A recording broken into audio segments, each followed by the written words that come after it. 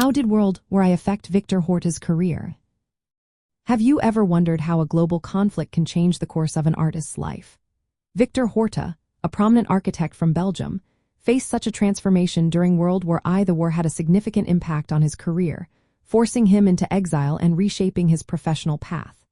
When Germany invaded Belgium in 1914, Horta initially remained in Brussels. However, by February 1915, he felt compelled to leave secretly for London. This trip was meant to be brief, as he attended a Reconstruction Congress focused on rebuilding Belgium after the war. Unfortunately, his outspoken criticism of the destruction in his homeland made it impossible for him to return during the conflict. Horta's journey took him to the United States by the end of 1915. This marked a major shift in his career. Instead of focusing solely on architecture, he became an educator and advocate. He delivered lectures at prestigious universities such as Cornell University, Harvard University, the Massachusetts Institute of Technology, and Yale University. In 1917, he was honored with the position of Charles Eliot Norton Memorial Lecturer and Professor of Architecture at George Washington University.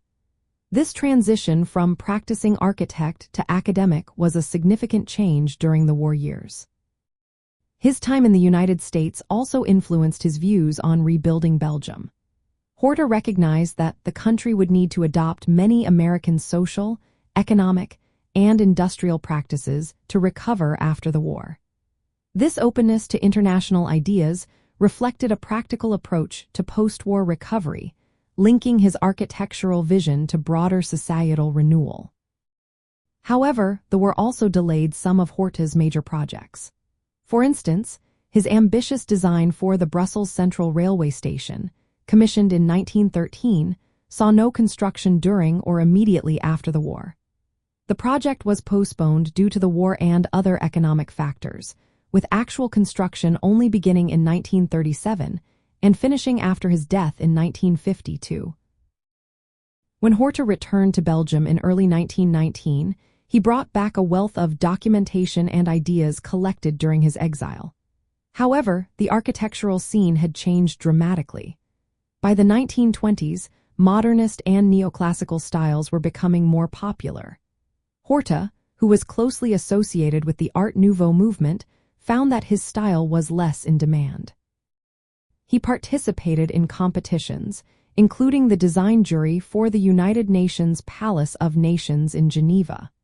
However, the selection of a neoclassical design highlighted the decline of his Art Nouveau influence.